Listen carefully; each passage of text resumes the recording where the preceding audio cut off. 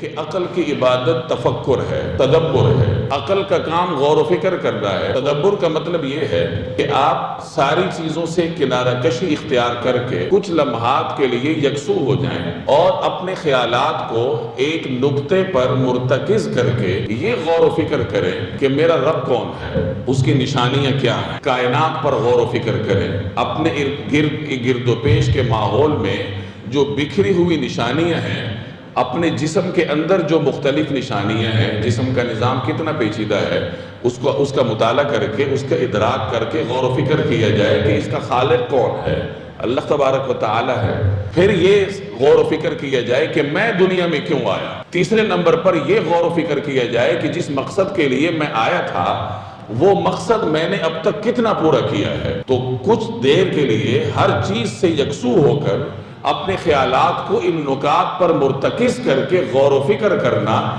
یہ تدبر کہلائے گا، یہ تفکر کہلائے گا۔